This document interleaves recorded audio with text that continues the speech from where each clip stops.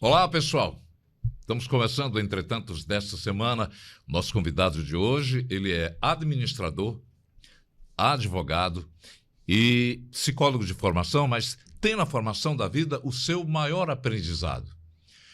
Lidera milhares de colaboradores, diversas lojas, mas continua sendo bom vizinho. Já deu para saber quem é. A gente vai receber Honório Pinheiro, fundador e presidente do Supermercado Pinheiro. É o entrevistado de hoje, entretanto, que vai falar sobre sua trajetória no varejo, sobre o Brasil. Seja bem-vindo. Uma alegria enorme poder partilhar esse momento aqui com vocês. Gratidão. Nosso lado aqui, o Yuri Costa, que vai dividir conosco as conversas que começam agora. Eu já vou perguntando ao seu Honório. O senhor costuma dizer que nasceu abaixo da linha da pobreza. O que é que essa frase significa para você? É nascer mais pobre do que pobre. Que a linha de pobreza já é um limite Já considerado no mundo como pobreza. Então, abaixo da linha de pobreza é quando você não tem o necessário para se alimentar. Foi assim que nós nascemos. Onde é que você nasceu? Em Buqueirão, no município de Solonópolis. Solonópolis. É a 330 quilômetros daqui. Filho de agricultores? Filho, meu pai é agricultor, né, rendista, aquele tipo que não tem terra, trabalha, e a minha mãe professora primária. Então, eu fico imaginando, filho de uma professora, já estava bem encaminhado.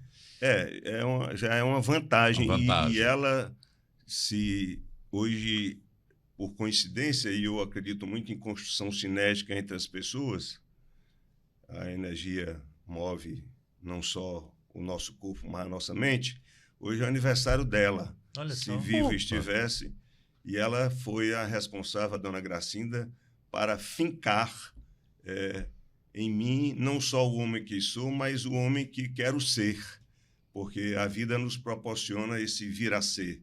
E o homem que eu quero passar para os meus sucessores, cuja tarefa já venho me dedicando há algum tempo. A gente já vai uma homenagem aqui a ela, exatamente por ter dado um filho que realmente exemplifica um aprendizado da história e que a gente volta à memória, resgata um pouco da memória para saber qual foi o momento mais difícil da sua infância lá em Solonópolis.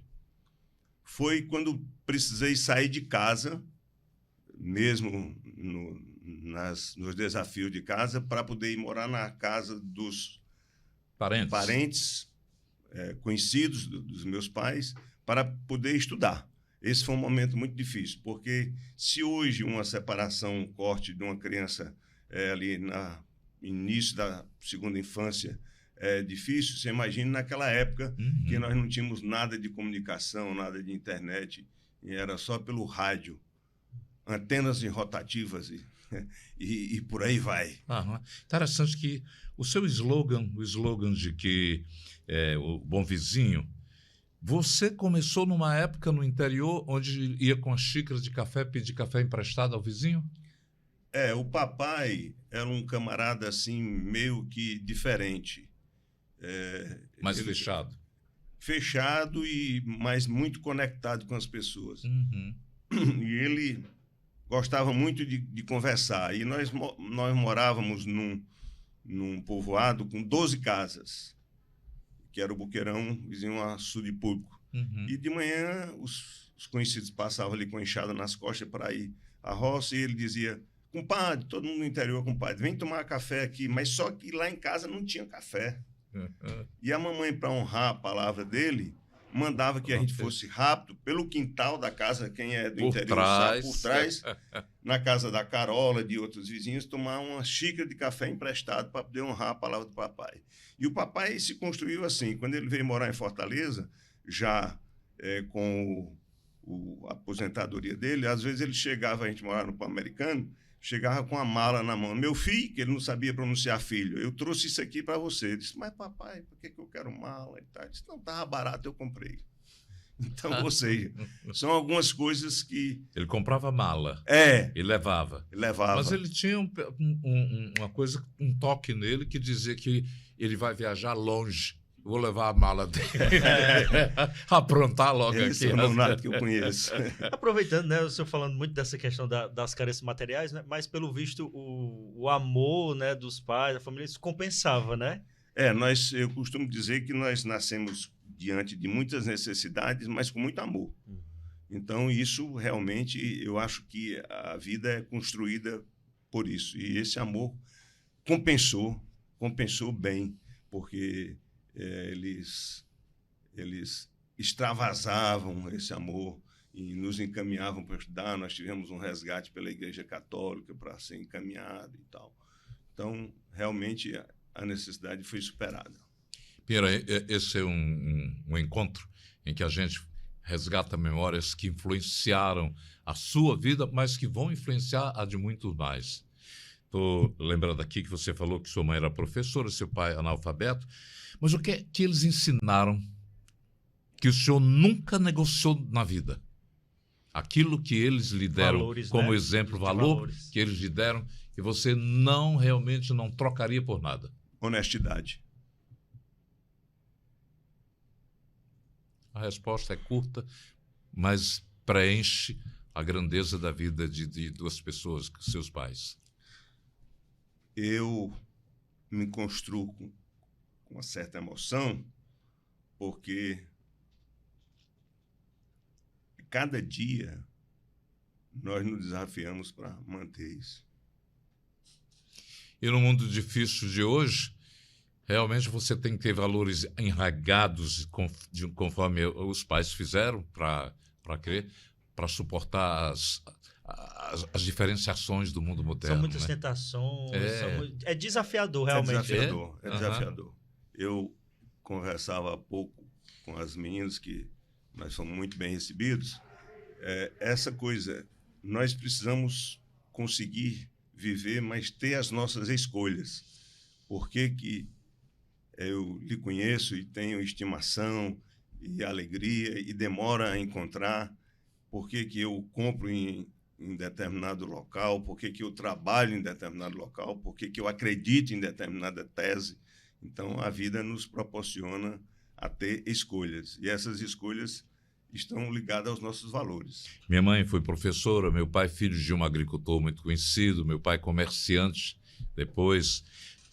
E você falou uma questão aí que me chamou a atenção, que era exatamente o vínculo que tínhamos da região, muito parecido a sua história. Meu pai recebia roupas do programa Aliança para a Paz. Aliança para a Paz. Você lembra? Chegava a roupa dos Estados Unidos e eu saí com uma camisa quadriculada da Califórnia, da Arizona, sei lá de onde era, e eu disse, olha o Durango King. Durango King. Mas era isso. Você está me lembrando aí de coisas que tem uma Ligação, Nós temos, sim. Construção sinérgica.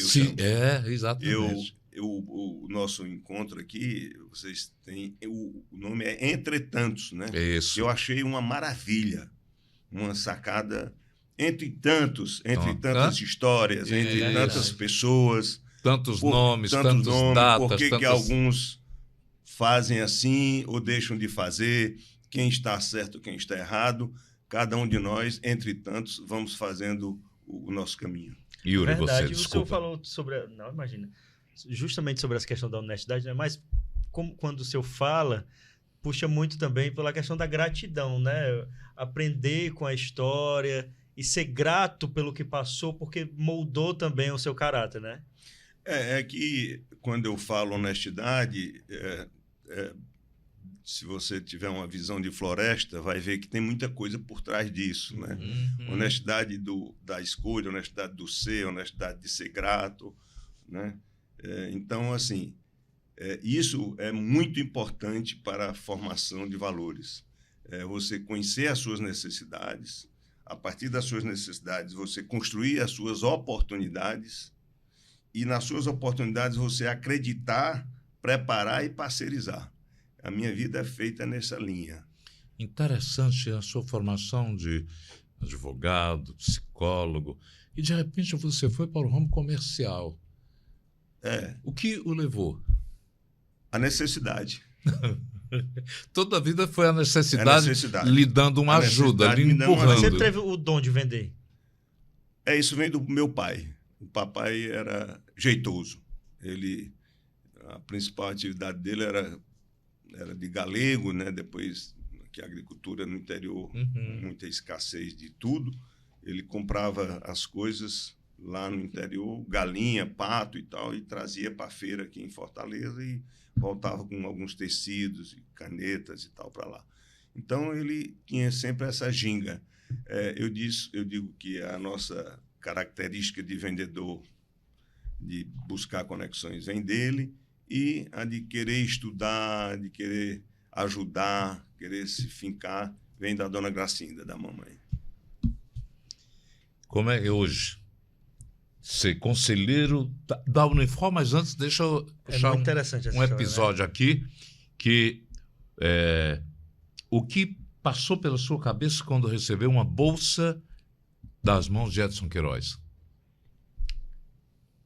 Nonato, eu não sabia nem o valor, assim, eu sabia que era uma coisa boa. No entanto, naquela época só existia a UFC, você sabe, a US, a Unifor começando, e quem trabalhava o dia todo para passar na UFC, você chegava perto, ainda hoje é assim, eu passava na US, e eu tentei na Unifor, mesmo sabendo que não podia pagar. E quando passei, eu fui informado através de um parente que tinha umas bolsas que o Edson dava e eu cheguei lá. E ele só entregava pessoalmente. E era no envelope, e ele sentava assim, o Barbosa, ele e tal. Honório, eu vou lhe dar 3 conselhos. Pois não, doutor Edson. Primeiro, seja ético. Era um homem à frente do tempo, seja ético. Segundo, devolva para a sociedade tudo que você puder. Mas o mais importante, tire nota 8 para não perder a bolsa. E eu fiz isso. Eu venho fazendo isso, graças a Deus. E aí as portas se abriram. Eu entrei na universidade e o mundo mudou. Eu passei a... Todos nós, né? Ainda hoje, isso é assim. A educação é transformadora. Para isso é que nós tentamos investir um pouco no que podemos dentro do nosso negócio, na cultura. Nós temos cinema, temos um instituto que puxa 110 crianças, 110 famílias da Paupinas, que dão uma coisa muito importante para a mãe pobre, que é o reforço escolar, que é o maior desafio da mãe pobre, é o reforço escolar. Porque ela não tem onde ensinar, tem que sair para trabalhar, não tem com quem deixa a criança e tal. Então, nós entramos nessa janela aí e construímos um trabalho muito interessante lá, onde eu tenho assim, muito orgulho e fica o convite para conhecer. É interessante, você está devolvendo o que lhe deram. A própria vida lhe deu. E você está dizendo assim, não, a minha mão que recebeu também pode fazer a mesma coisa por outros. Porque as nossas histórias, elas se confundem pelo seu vivido, né? Não tem outro caminho, né? O ambiente modifica o homem e o homem modifica o ambiente, né? Você imagine quanto, sem ser muito saudosismo, mas quanto tempo nós temos de profissão, já com 7 décadas vividas e tal, nos encontrando aqui, ali e tal. E eu já tinha sido entrevistado por você em outras oportunidades. É verdade. Mas a nossa relação vem em outras dimensões. Dimensão da crença, dos valores. E isso é muito importante quando a gente está aqui, que vê jovem como você, como o Yuri, com valores assim. Porque ele está me ensinando. Pois é, porque nós precisamos, eu costumo dizer que nós precisamos deixar marcas, viver e deixar marcas, né? Marcas evidentemente boas. E essa geração nos faz reaprender. Sem dúvida alguma. O tempo mudou muito da nossa época de infância e adolescência para cá. Foi um Big Bang na vida em termos de transformação. Ele já tem já vem com todo o padrão de conhecimento. A nossa empresa é uma empresa familiar, né? Todos sabem disso. Foi construída por mim, pelo Bosco, meu irmão. O Alexandre, que me acompanha, é filho do Bosco. E a gente está num desafio de fazer. Eu até estava brincando ali com as meninas, já estou atrasado, porque ele está sendo preparado para me substituir. Mas eu digo no meu livro, quem dá trabalho, eu trabalho muito com essa coisa de sucessão e tal, não são os sucessores, são os sucedidos.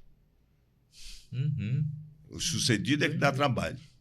Porque tem escola para sucessor e tal, mas para sucedido não tem. Para se desprender, né? Tem muito isso, né? Aí, às vezes, o herdeiro toma uma decisão e diz, não é bem assim. E isso não só na empresa familiar, mas também na vida pública. Na própria vida, né? Das formas, nas igrejas, enfim. É verdade. O sucedido dá trabalho. Porque o sucedido é velho, o sucessor é novo. O sucedido acha que sabe de tudo. O sucessor está aprendendo e sabe que vai passar. E o sucedido não quer que o sucessor, não quer que o sucessor passe dele. Então, esse choque de gerações é o que faz a diferença no mundo contemporâneo. Aproveitando, né, o senhor falou sobre a empresa, né? Como é que foi o começo, né? Não começou do tamanho que a gente vê hoje, a gente acompanha das lojas, né? Como é que foi esse começo, o início, né? O senhor disse que começou a empreender por necessidade, né? Como é que funcionou esse começo? Nós fomos empreendedor de necessidade e nos tornamos empreendedor de oportunidade. Hoje nós temos o privilégio de escolher como empreender. Mas, à época, nós tínhamos a necessidade de sobreviver. E aí, eu e o Bosco, nós trabalhávamos aqui e o papai e a mamãe tinham que vir para cá. A mamãe podia ser transferida porque ela é professora da escola estadual e o papai não sabia ler e não podia nem dirigir, enfim. Então, nós resolvemos colocar uma bodega, né? Lá no bairro do Pan-Americano para ele. E nós compramos uma bodega quebrada. O camarada não se deu, não deu, quebrou, fechou, e nós compramos uma bodega fechada, quebrada. E isso foi o nosso começo. Para isso, nós já trabalhávamos todos dois e ficamos dando assistência, né? E nós sempre quisemos, assim, nem ser melhor, nem ser pior do que os outros, ser diferentes. E aí, nessa diferença, quando você se torna diferente, seja profissional, seja pastor, pregador, psicólogo, médico, quando você se torna diferente, você passa a ser desejado. E, logicamente, cria-se notoriedade. Nós criamos uma diferença exatamente pela organicidade da bodega, pela limpeza, pela iluminação, e fomos trabalhando nisso. Com o balcão, e aí o papai ali no balcão se deu bem até o dia que nós tivemos que derrubar o balcão, que aí a história é para mais uns 5 programas, porque para derrubar o balcão foi duro, só o Bosco que conseguiu, porque entramos na época do autosserviço, onde não podia mais ter balcão, e ele não aceitava que não tivesse o balcão. E essa bodega, nós começamos no Pan-Americana e fomos... Eu era, na época, executivo da Volkswagen do Brasil, e eu disse, bom, se der certo a segunda bodega, na terceira eu vou para lá. E foi assim que foi feito. E daí para cá, a gente, graças a Deus, hoje nós construímos uma empresa que presta um serviço ao Estado. Quantas empresas já são? Nós temos 2.500 colaboradores em 12 municípios. 12 municípios. Interessante. É outra história bacana essa de não ficar só na capital, porque é uma espécie de necessidade também. Quando os players internacionais chegaram aqui, nós nos aperreamos muito, porque eles foram para Maraponga, onde a gente estava, Carrefour e tal. E eu tinha o privilégio de me aconselhar muito com o seu Ivan Dias Branco, que sempre foi um homem à frente do tempo. Ele falou, Honório, tenha calma, porque a chuva, quando vem, ela passa, mas fica uns pinguinhos, dá para todos, irriga todos. Vá para o interior e tal. E aí nós começamos essa história do interior, onde nós construímos os nossos malls no interior, tem cinema. Né? É isso que eu ia puxar, inclusive. No interior, a estrutura é até maior, né? Do sempre serviço para a população. Sempre maior. Cinema, parque infantil. Começou em qual cidade do interior? Quixadá. Quixadá. Começamos por uma oportunidade, né?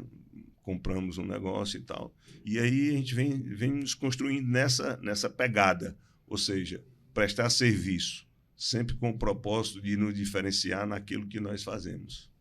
ele falou que na terceira bodega eu vou para dentro do negócio, né? E era um desafio enorme, porque executivo já da Volkswagen com condição. Estabilidade, né? Uma certa estabilidade. Santana com ar-condicionado. Olha aí. Olha só. Para poder ir para a Ceasa, né? Então, era um bom desafio. Mas é aquela coisa de você, aquela inquietude de ter seu negócio, de poder, né, contribuir um pouco mais e tal. E confiança, né? Acreditar em si. Ele falou que hoje são 12 unidades. 1, 2, 3.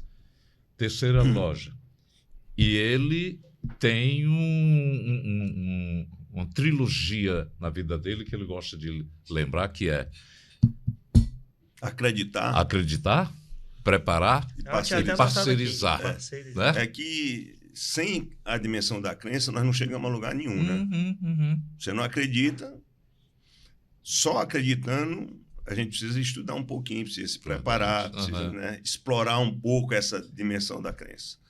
E aí, você acredita até só, se prepara hoje até só, mas para você parceirizar, você não consegue fazer só. Como é que eu ia contar toda essa história, essa resenha, sozinho, não fora o convite de vocês?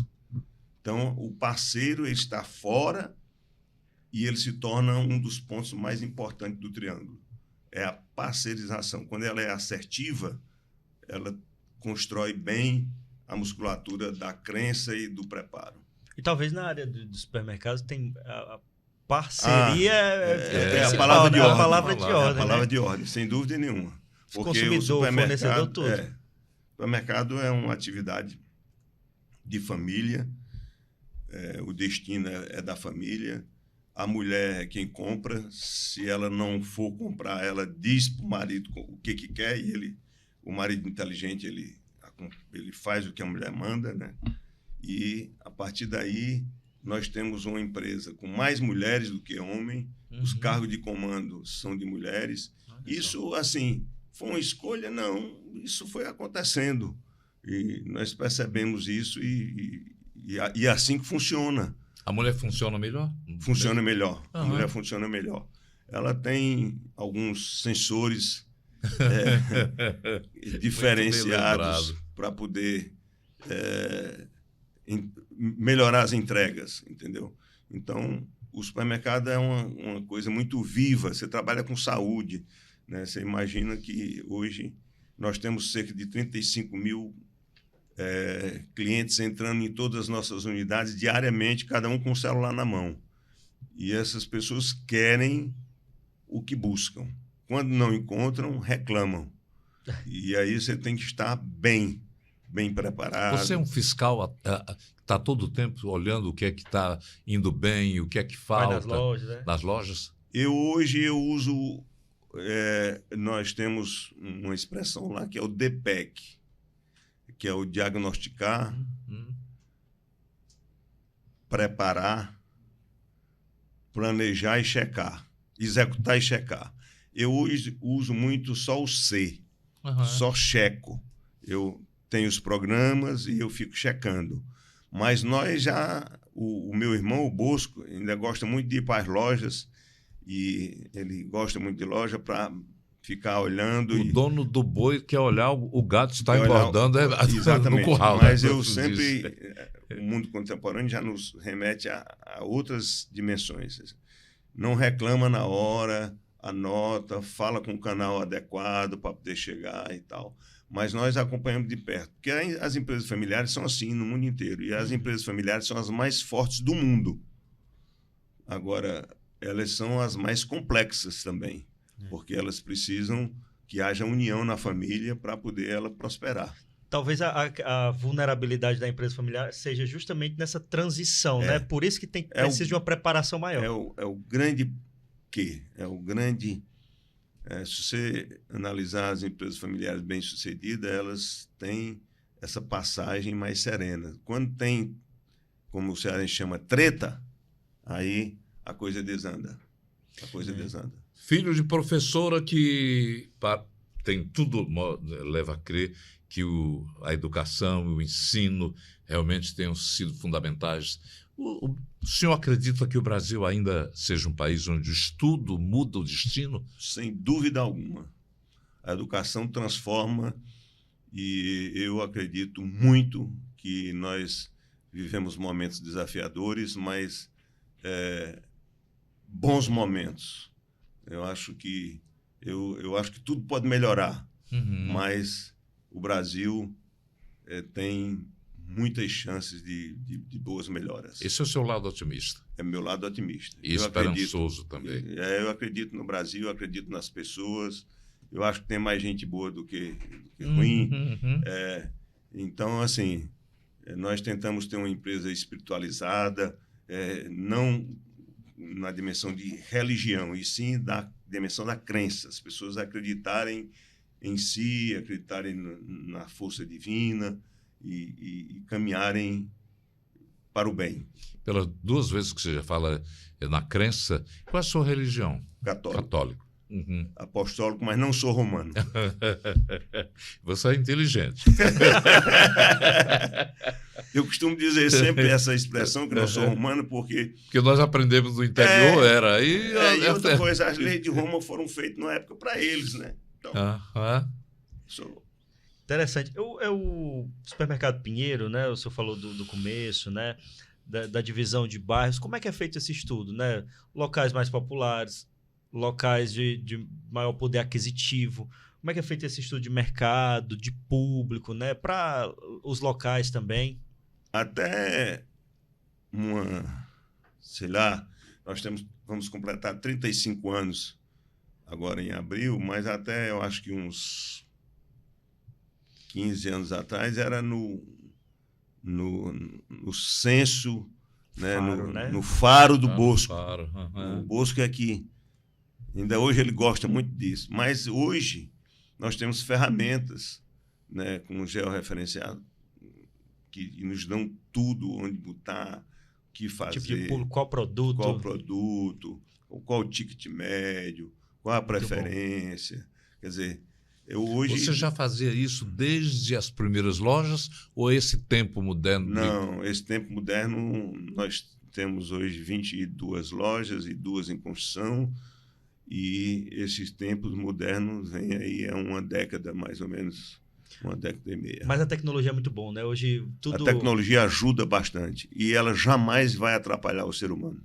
Sabendo usar, né? Também tem isso. Eu acredito muito que a tecnologia, e agora que ela se distancia um pouco daquela coisa do conhecimento computacional, com a IA, né? Você humanizou a tecnologia. Se você souber perguntar, ela vai lhe dizer tudo. Você tendo dados sadios, as coisas ficam bem. Então, é muito melhor viver hoje no nato do que na nossa geração, no interior.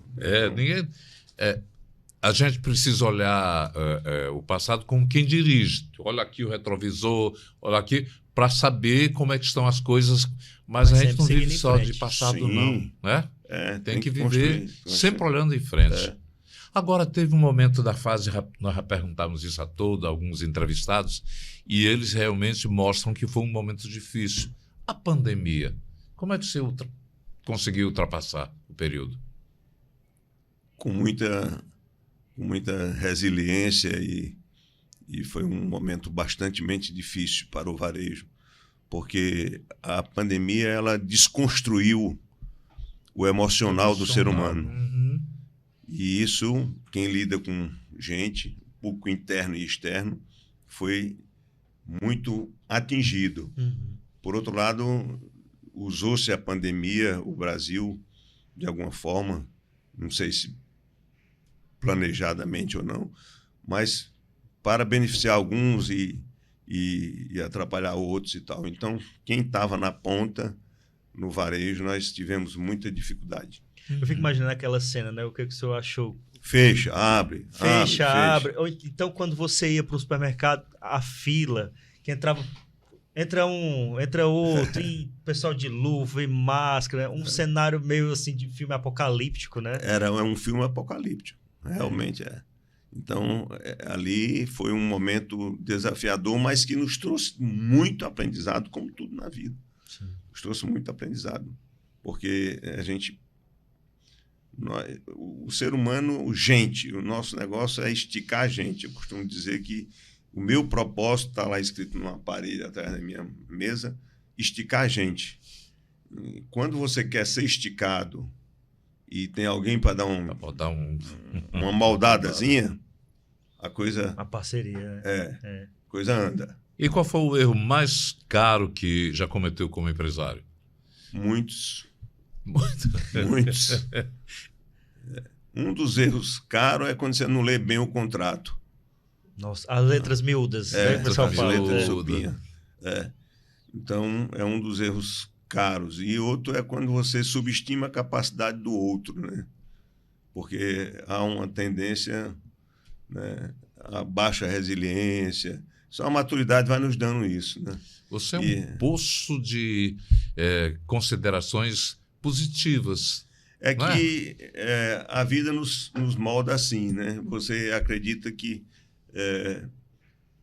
o que eu penso hoje eu não pensava há 2 anos atrás, há 3 atrás, há 4 atrás. Até 40 anos eu pensava que resolvia tudo com a força dos meus braços. Então, isso gera erros. E o mais difícil para o ser humano é dizer que errou e que não sabe e que pedir ajuda e que pedir desculpa. Isso não é fácil para quem não tem um nível de espiritualização razoável. Você não chegou a praticar psicologia com clientela, não? Porque você... Cheguei. É isso Cheguei. aqui que eu quero saber. Como é que foi? Devia ser um ótimo psicólogo. Não. Esse Ajudou horário muita gente, aqui, viu? Esse horário aqui está demonstrando como foi bom o curso. Eu cheguei na universidade e comecei, e eu costumo dizer que todo advogado quer fazer um júri, todo médico quer fazer uma cirurgia, todo psicólogo quer fazer clínica e quer ser freudiano, e, enfim. Cheguei e depois eu migrei para a área organizacional, onde nós temos lá na empresa um programa chamado PAPO, Programa Aberto para Ouvir. E o Papo é onde eu atuo ainda hoje, tá certo? Com mais um time, ouvindo as pessoas. Porque muitas vezes, quase sempre na nossa vida... Você está praticando, então. Quase sempre nas nossas vidas, o que nós queremos é ser ouvidos. Verdade. Então, diante dos grandes desafios nossos, e não falta desafio para quem é varejista, às vezes eu estou fazendo uma fala para a Jorge e diz: como é que você ficou rico e nasceu pobre e tal? Bom, primeiro é que eu não fiquei rico. Eu vivo bem, né? Porque eu acho que o cara rico é quando ele pega o ativo e o passivo, zera tudo e paga todo mundo e tal. Nós conseguimos construir um negócio que nos faz bem e faz bem aos que nos cercam. Mas não é uma tarefa fácil. E todo dia é um dia. O varejo é muito concorrido, o varejo é muito exigido, o varejo é pouco reconhecido. Tá? Eu vou lhe revelar uma coisa também para os internautas e companheiros aí. Eu não sabia que você era psicólogo, nem que era advogado. Eu tinha como... Varejista. Eu sou varejista. Eu sei, mas não tinha... E além de varejista, eu migrei um tempo muito forte da minha vida dedicado ao associativismo comercial, né? Aí no sistema CNDL e tal. Mas uma das passagens importante dessa coisa do desafio é assim, você chegar para um banco e querer uma negociação por necessidade. E ele disse: rapaz, você está maluco, isso não está na norma. Eu digo: bom, se tivesse na norma, eu aqui não estaria. Né? Então, ou seja, você tem que pelo menos ouvir. Voltando lá ao papo, o que as pessoas precisam é ser ouvidas. Verdade. Mas não é só com fone de ouvido, né? Ouvir a alma das pessoas, porque a partir daí as coisas começam a caminhar. Aproveitando, o senhor falou sobre a questão da concorrência, né, do mercado. A gente entrevistou aqui também o Severino Ramalho, do São Luís. Meu concorrente, meu amigo. Pois é, aí ele falou isso, né? Ó, a concorrência a gente deixa ali para o balcão, né? Mas a gente, como empresário, até para barganha, para compra, tudo, a gente precisa realmente da união, né? Voltando também à questão da parceria, né? Como é que funciona justamente a questão da concorrência com as redes varejistas, o momento da união, né? Até para negociações também.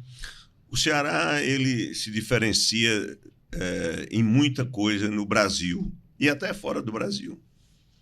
E o varejo, eu conheço bem varejo porque eu trabalhei como presidente da CDL de Fortaleza, presidente da Federação e presidente da Confederação Nacional. Uhum.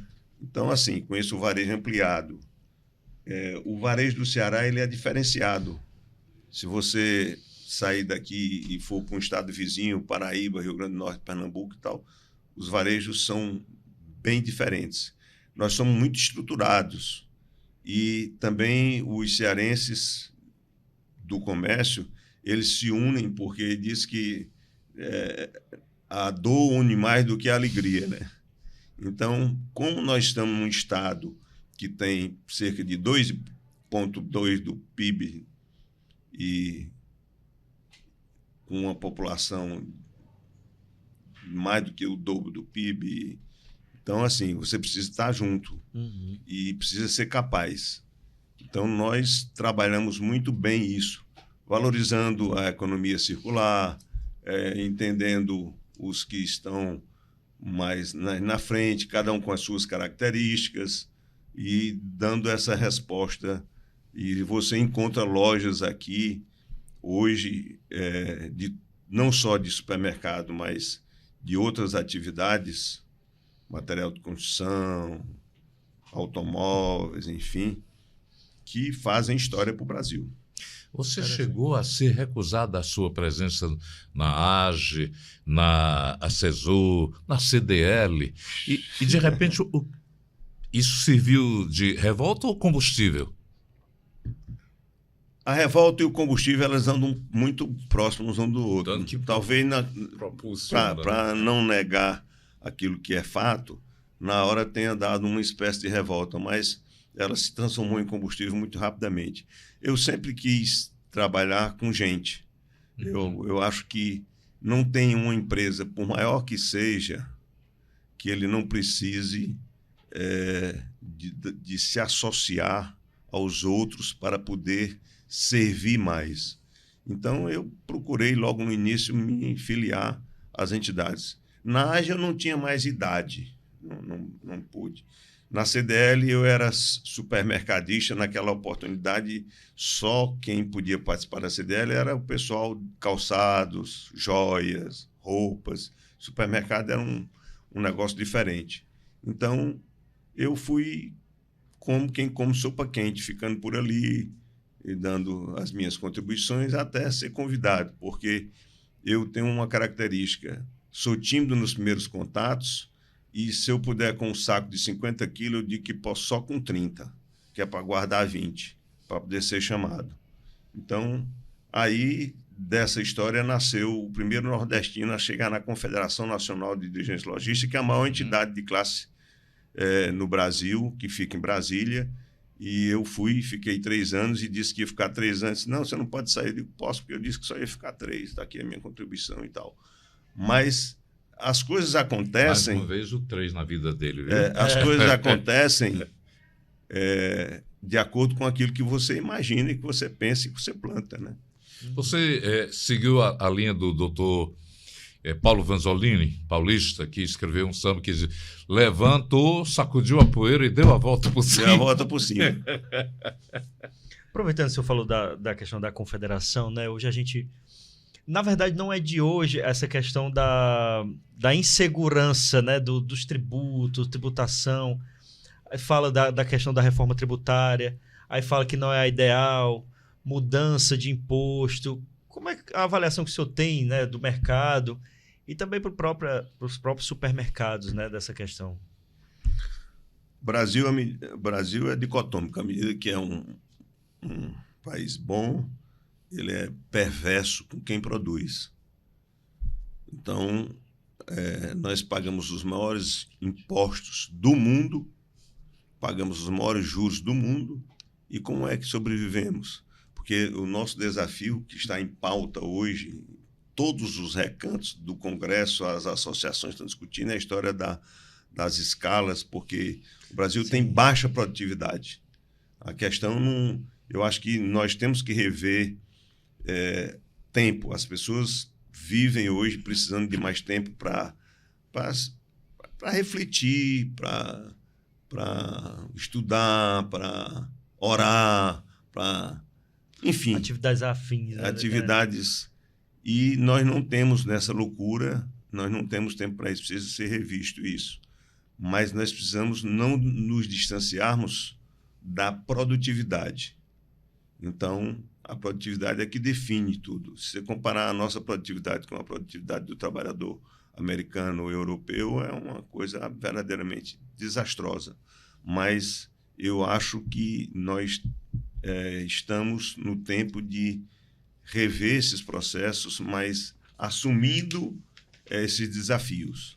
O desafio de querer mais tempo, mais qualidade de tempo até para poder se espiritualizar mais, mas poder servir mais, oportunizar mais, produzir mais. Acho que essa discussão tem muito também em relação aos supermercados. É meio que os supermercados ficaram um pouco estigmatizados com essa questão da carga de trabalho, do tempo, tudo, né? Porque o supermercado aqui no Ceará fecha 2 dias no ano só. Então, quer dizer, nós perdemos colaborador muito feliz conosco, porque se ele achar uma empresa que ofereça até menos, que não trabalha ao sábado, ele prefere ir. Então, assim, ele precisa estar muito, muito bem alimentado para isso. Então, o Brasil precisa melhorar nessa coisa da produtividade. E as pessoas confundem produtividade com carga horária, né? E não é bem assim. É diferente. É parecido, mas não é. As pessoas confundem muito já vi com já sei. E isso não dá certo. E o que você acha desse projeto do 6x1 para o trabalhador? Eu acho que vai ter que tem uma carga para as empresas, mas eu acho que tem que ir. Eu acho que vai ter que melhorar. Trabalhar 6 dias, folgar só um é muito pouco. Você precisa que as pessoas tenham mais tempo para meditar. Agora, em que momento, Honório, o senhor percebeu que precisava profissionalizar a governança da família? Há mais de uma década. E nós entramos meio atrasado. Eu fui voto vencido na época, porque eu queria implementar um modelo mais profissional e a gente achava que não podia. Logo em seguida veio com... Repetiu um pouco seu pai, a história do balcão. Mas eu e o Bosco, nós divergimos, somos bastante diferentes. O Bosco jamais sentaria aqui para contar a história, mas eu tenho um livro que eu escrevo aqui, que eu digo que nunca fiz nada sozinho. Parceria, né? Nunca fiz nada sozinho. É que aí tem a minha foto e a minha história, mas é a nossa história. É a história do nosso negócio, tá certo? Então, assim, isso para mostrar que a profissionalização, ela fez toda uma diferença para a gente. Hoje nós temos 10 diretores dentro da empresa, são 4 da família, 4, 6 de fora, e a empresa anda. Se eu desapareço, se eu não estou aqui, ou o Bosco, a empresa vai ser tocada. As pessoas já têm a consciência do propósito do nosso negócio. O senhor falou dos 2.500 colaboradores, né, 22 lojas. Como é que é feito treinamento, acompanhamento do mercado, para manter justamente atendimento, a qualidade, a loja de outro bairro, a loja aqui da Antônio Salles, serem iguais, uma unidade. Né? Isso é trabalho quase que inexplicável, porque você tem que ter uma coisa. A unidade, ela precisa que as pessoas se sintam parte dela. Você só faz bem aquilo que gosta de fazer. Então, nós tentamos fazer isso. A minha vida inteira, porque eu acho que, assim, tudo para o bem ou para o mal no Brasil, se depende da boa política. política não é só a política partidária, a política da convivência, da boa convivência. O bom vizinho, vizinho é uma prática que dentro da empresa também. Total. Nós não podemos... Não se imagina você construir dificuldade para quem está conosco. Você tem que ser claro. E, às vezes, eu ser claro com um amigo desagrada o amigo, né? Às vezes, o amigo não quer ouvir aquilo que precisa ser dito, né? Então, assim, cada loja ela tem uma característica. A do Pan-Americano, nós começamos, ela tem uma característica. A da Antônio Salles, ela tem uma outra característica. A do Quixadá, a do Acaraú, do Limoeiro do Norte. Mas nós tentamos conviver com a nossa vizinhança, aprender os costumes ali. É isso que nós pretendemos. Responda só sobre a hora do bom, que é quase simbólica. De onde é que veio essa sensibilidade com as pessoas? Isso é magnífico. Eu, nas minhas andanças pelo mundo, eu visitando uma empresa nos Estados Unidos, eu vi que eles tinham liberdade para comer a hora que queriam. Tá? E o papai, ele dizia uma coisa que ele dizia assim, ele não chamava filho, ele chamava filho. Meu filho, esse povo não trabalha porque você dá comida demais. E disse que quando o cara dá muita comida, ele fica... Pesa, né? Dá sono. É porque agora você tem que comer e deixar 20%. De primeiro você tinha que comer os 120% para poder mostrar que era próspero. Uhum. Então eu vi isso lá e implantei. Em todas as nossas unidades você pode comer a hora que quiser. Você não tem... Nós temos colaboradores, graças a Deus, que só se alimentam na empresa. Ele chega de manhã e tal. E isso é uma forma de... E é um custo, não resta dúvida, mas é um custo gratificante. Então, você tem ali o caldo, a banana, a maçã, a laranja, a rapadura. Então, você vai ali, tira, ainda pode se escorar um pouquinho, contar 2 mentiras e voltar para o trabalho e tal. Então, nós fazemos isso. A Hora do Bom é um dos programas que nós temos, dentre tantas quantas outras dezenas de práticas para beneficiar o ser humano. Deixa eu perguntar aqui, o Nonato falou do Bom Vizinho, né? Como é que surgiu esse slogan? Isso é uma história muito bacana. É da Maraponga, viu, Nonato? É mesmo? É. Ali na Maraponga. É o seguinte, né? A gente tinha essa coisa do café, do vizinho, o interior... Né?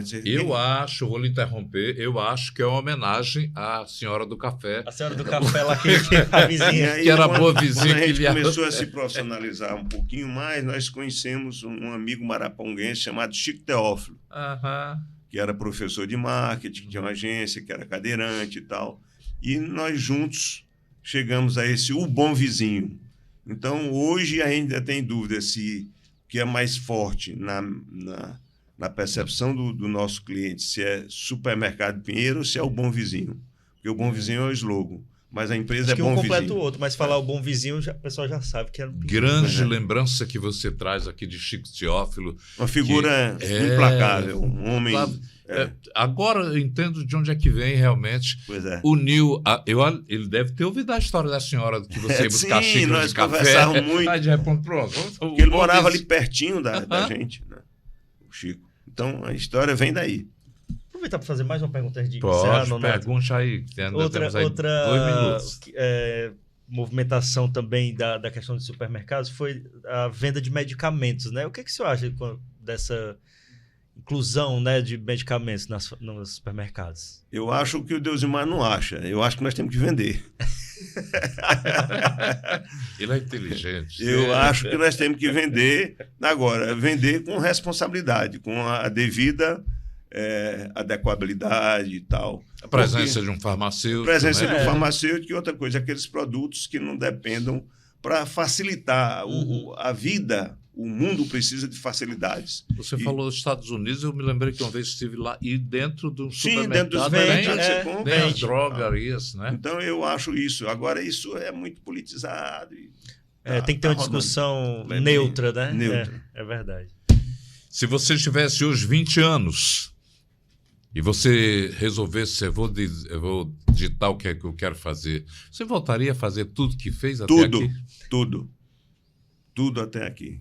E eu digo que quero viver 104, estou com 71, Então, eu quero contribuir agora, fazendo escolhas. Eu não quero mais fazer aquilo que eu não gosto. Eu gosto de conversar. Isso que eu estou fazendo aqui agora eu adoro, porque conversa séria que pode inspirar alguém, pode também dar oportunidade às pessoas criticarem. Quando criticam, a gente cresce. Então, eu faria tudo novamente. Pois é, a gente está encerrando aqui esse bate-papo, essa conversa, que parece conversa de vizinhos, de bom vizinho, como é o Honório Pinheiro, nosso entrevistado do Entretantos de hoje. Obrigado a você. Eu é que agradeço a você, ao Yuri, ao sistema. Entre tantos, aqui estamos. Muito obrigado. Que bom, que bom.